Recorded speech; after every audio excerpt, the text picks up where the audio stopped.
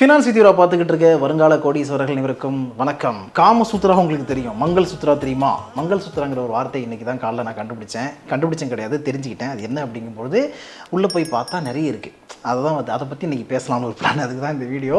என்னென்னு பார்த்தீங்கன்னா, choice institutional equities அப்படிங்கிற ஒரு கம்பெனி இருக்காங்க. ஓகே, இவங்க நிறைய ஸ்டாக்கை இந்த ப்ரைஸுக்கு வாங்கலாம், இந்த ப்ரைஸ் விற்கலாம் அப்படிலாம் சொல்லிட்டு இருப்பாங்க. அந்த அடிப்படையில் 2 ஸ்டாக் பற்றி சொல்லியிருக்காங்க. இது 2மே கோல்டு சம்மந்தப்பட்ட ஸ்டாக்கு. இந்த நேரத்தில் இந்த கோல்டு ஸ்டாக்கை வாங்கலாமா இல்லையா அப்படின்னு எட்டி பார்க்கலாம்னு ஒரு பிளான். அதுக்காக தான் இந்த video. So let's get started. Mangalsutra அப்படிங்கிறது என்னென்னு பார்த்தீங்கன்னா, நம்ம தமிழ் பண்பாடு கலாச்சாரத்தில் தாலிங்கிறது முக்கியமானதாக இருக்குது. தாலி ஒரு முக்கியமான சென்டிமெண்ட்டாக இருக்குல்ல.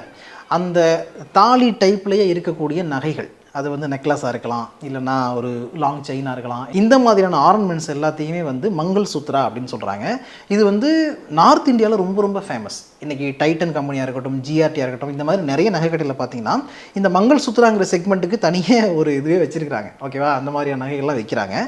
இப்போது நாம் பார்க்க போகிற ஸ்டாக் இந்த மங்கள் சூத்ராவுக்காகவே இருக்கக்கூடிய ஒரு company, Srinagar house of mangalsutra அப்படிங்கிறதான் இந்த கம்பெனி. இன்னும் சில முக்கியமான விஷயம் சொல்லணும் அப்படின்னா, உங்கள் வீட்டில் காமசூத்ரா நல்லா இருக்குன்னா நீங்கள் மங்கள் சூத்ரா வாங்கி கொடுங்க அப்படின்னு சொல்லலாம்னு நினைக்கிறேன். ஓகே, இப்போ ஸ்ரீநகர் ஹவுஸ் ஆஃப் மங்கள் சூத்ரா அப்படிங்கிற கம்பெனி பார்த்தீங்கன்னா ரீசெண்டாக தான் ஐபிஓ வந்தாங்க. 2025 செப்டம்பரில் தான் ஐபிஓ வந்தாங்க. 400 கோடி ரூபாய்க்கு ஐபிஓ வந்தாங்க. இந்த கம்பெனியுடைய ப்ரைஸ் பேண்ட் 155 165 அப்படின்னு இருந்துச்சு. 180 ரூபாய்க்கு மேலே இந்த கம்பெனியுடைய ஸ்டாக்கு லிஸ்ட் ஆச்சு. இந்த கம்பெனி பற்றி சாய்ஸ் இன்ஸ்டிடியூஷனல் ஈக்விட்டிஸ் என்ன சொல்லியிருக்காங்கன்னா, 295 ரூபா வரைக்கும் இது மேலே போகிறது வாய்ப்பு இருக்குது, டார்கெட்டாக வச்சுக்கலாம் அப்படின்றாங்க. சரி, இந்த கம்பெனிக்குள்ளே என்ன தான் இருக்குது, இவங்க என்ன பிஸ்னஸ் பண்ணுறாங்க அப்படின்னா, ஆக்சுவலாக இவங்க B2B பிஸ்னஸில் இருக்கிறாங்க. Business to business. எப்படின்னா, இவங்க டேரெக்டாக ரீட்டைல் செல்லிங்லாம் பண்ண மாட்டாங்க. இவங்களுக்கு நிறைய பெரிய பெரிய நகை கடையில் கூட டீலிங் இருக்கும்.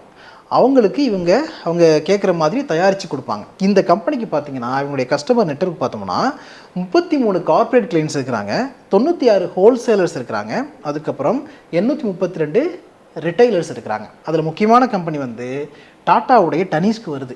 அடுத்தது இன்ட்ரியா அப்படிங்கிற ஆதித்ய பிர்லா குரூப்பில் இருக்க Indriya company, Malabar golden diamonds, GRT jewellers, Reliance jewels, PNG jewellery, TB jewellery, Damas gold box, Vaibhav jewellery, Lalitha jewellery, Joyalukkas, Sona Sansar, அதுக்கப்புறம் வாமன் ஹரி பேத்தே, இந்த மாதிரி பெரிய பெரிய கார்ப்பரேட் ஜுவல்லரி கம்பெனிக்கெல்லாம் இந்த கம்பெனி B2B பிஸ்னஸ் இருக்கிறாங்க. ஓகேவா, அதாவது இவங்க தான் ஜுவல்லரி தயாரித்து கொடுக்குறாங்க. மங்கள் சூத்ரா செக்மெண்ட்லேருந்து கொடுக்கக்கூடிய ஜுவல்லரி எல்லாமே இந்த மாதிரி கம்பெனிஸுக்கு போகுது. ஸோ இந்த ஸ்டாக்குடைய ஃபண்டமெண்டல்ஸ் எப்படி இருக்குது அப்படின்னு பார்த்தோம்னா, இப்போ ஸ்டாக்குடைய பி ரேஷியோ 29 அந்த ரேஞ்சில் இருக்குது. இண்டஸ்ட்ரி பிக்கு 29 தான். ஓகே, ஈக்குவலாக இருக்குது. டெட் ஈக்விட்டி ரேஷியோ 0.61 இருக்குது. கடன் கம்மியாக இருக்கிற கம்பெனி தான். அடுத்தது ஸ்டாக்குடைய கரண்ட் ப்ரைஸ் 223 ரூபா அப்படின்னு இருக்குது. அதிகபட்சமாக போனது 237 வரைக்கும் போயிருக்கு. ஆக்சுவலாக இந்த வீடியோ எப்போ நம்ம சேனலில் வரும் அப்படின்னு எனக்கே தெரியாது. அது எடிட்டரோடைய டிசிஷன் தான். அதனால் கரண்ட் ப்ரைஸு இந்த மாதிரியான விஷயங்களை பேசுகிறத வச்சு நீங்கள் எதுவும் மைண்டில் ஏற்றிக்காதீங்க. ஓவராலாக இந்த பிஸ்னஸ் செக்மெண்ட் எப்படி இருக்குது அப்படிங்கிறத பாருங்கள். ஏன்னா B2B பிஸ்னஸ், கோல்டு பிஸ்னஸில் இருக்காங்க. அப்படிங்கும்போது இந்த கம்பெனி ஃபியூச்சரில் எப்படி இருக்க போகுது அப்படிங்கிறத நீங்கள் அனலைஸ் பண்ணுங்கள். அதுக்காக நான் இந்த கம்பெனி உங்கள்கிட்ட கொண்டு காட்டுறேன், அவ்வளோதான். ஓகேவா, ஸோ ரீசெண்ட் ரிசல்ட் நம்ம பார்த்தோம்னு வச்சிங்களேன், 2024 ஜூனில் 271 கோடியாக இருந்த ரெவன்யூ 2025 ஜூனில் 333 கோடியாக இன்க்ரீஸ் ஆகிருக்கு. ஆப்ரேட்டிங் ப்ராஃபிட் 25 கோடியில் இருந்து 41 கோடியாக இன்க்ரீஸ் ஆகிருக்கு. ஆப்ரேட்டிங் மார்ஜின் 2024 ஜூனில் 9% இருந்தது, இப்போ 12% இம்ப்ரூவ் ஆகிருக்கு. அது இதில் எல்லாமே நல்லா இருக்குது. அடுத்தது நெட் ப்ராஃபிட் எடுத்துக்கிட்டிங்கன்னா 17 கோடியாக இருந்தது, 29 கோடியாக இன்க்ரீஸ் ஆகிருக்கு. ஏன்னா இந்த மாதிரியான கம்பெனிலாம் ஆப்ரேட்டிங் ப்ராஃபிட் கம்மியாக தான் இருக்கும், பெரிய அளவில் இருக்காது. அவங்க அதிகமான மார்ஜின்லாம் வைக்க முடியாது கோல்டு பிஸ்னஸில்.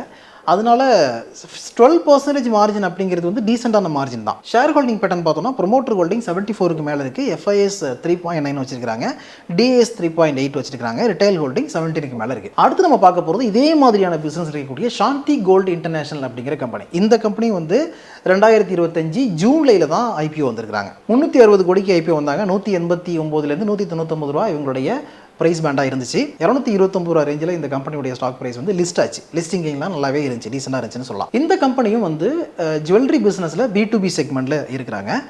இந்த கம்பெனியுடைய முக்கியமான கிளைண்ட்ஸ் அப்படின்னு பார்த்தீங்கன்னா ஜோயா லுகாஸ், லலிதா ஜுவல்லரி, அதுக்கப்புறம் ஆலுகாஸ் என்டர்பிரைசஸ், இந்த மாதிரி பெரிய கம்பெனிஸ்லாம் இருக்குது. இவங்க 22 carat CZ casting gold jewellery பண்ணுறாங்க. அதை தான் பெரிய அளவில் பண்ணிக்கிட்டு இருக்காங்க. இப்போதைக்கு ஜெய்ப்பூரில் 3900 கிலோகிராம் ஜுவல்லரியை தயாரிக்கிற ஒரு பெரிய மேனுஃபேக்சரிங் ஃபெசிலிட்டி அவங்க போட்டுக்கிட்டு இருக்காங்க. இது வந்து machine made plain gold jewellery அப்படின்னு சொல்கிறாங்க.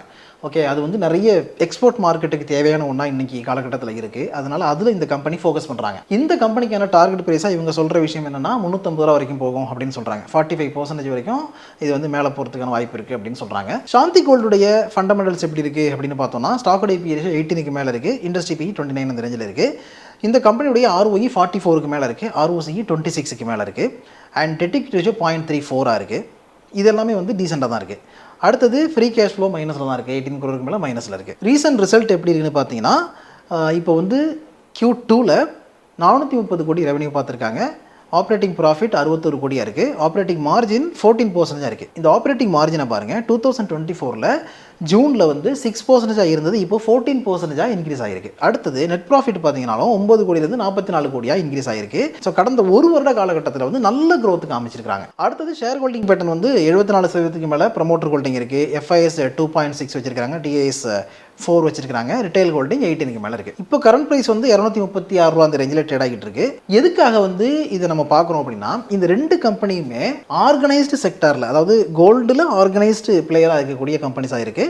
அண்ட் பெரிய பெரிய கிளைண்ட்ஸுக்கு வந்து இவங்க B2B செக்மெண்ட்டில் இருக்கிறாங்க, இவங்க தான் தயாரித்து கொடுக்குறாங்க. ஜென்ரலாக கோல்டுக்கான டிமாண்ட் இன்க்ரீஸ் ஆகும்போது கோல்டை விற்கிற கம்பெனிஸுடைய பெர்ஃபார்மன்ஸ் நல்லாயிருக்கும். அந்த கோல்டை விற்கிற கம்பெனிஸ்க்கு பேக் போனாக இருந்து சப்ளை பண்ணக்கூடிய கம்பெனிஸாக இருக்கிற இவங்களுடைய பெர்ஃபார்மன்ஸும் நல்லா இருக்கிறதுக்கான சான்சஸ் இருக்குது. அப்படிங்கிறதுனால இந்த ஸ்டாக்ஸ் ரெண்டுமே வந்து நம்ம எப்படி இருக்குது அப்படிங்கிறத வந்து கொஞ்சம் பார்க்கலான்னு ஒரு ஐடியா எனக்கு. இந்த ஆர்டிக்கலை நான் மின்ட் நியூஸ் பேப்பரில் படித்த உடனே இது எப்படி இருக்குன்னு பார்க்கலான்னு ஒரு பிளான், அதுக்காக இந்த வீடியோ. ஓகேவா? ஸோ இதில் சொன்னது எல்லாமே எஜுகேஷனல் பர்பஸுக்காகவும் இன்ஃபர்மேட்டிவ் பர்பஸுக்காக மட்டும்தான், சஜஷனும் ஒரு விஷயம் கொடுத்ததா இல்லை. அதனால் மென்ஷன் பண்ணிக்க இந்த ரெண்டு ஸ்டாக்கை நீங்கள் வாங்கணும்னு நினச்சிங்கன்னா உங்களுக்கு நல்லா தெரிஞ்ச ஒரு செபி ரெஜிஸ்டர்ட் அட்வைசரை கேட்டுக்கிட்டு நீங்களும் ஓன் ரிசர்ச் பண்ணிட்டு அதுக்கப்புறம் வாங்க. இதே மாதிரி அடுத்த ஒரு நல்ல வீடியோ மீட் பண்ணுவோம். அது வரைக்கும் உங்களை நீங்கள் பத்திரமா பார்த்துங்க. Thank you so much.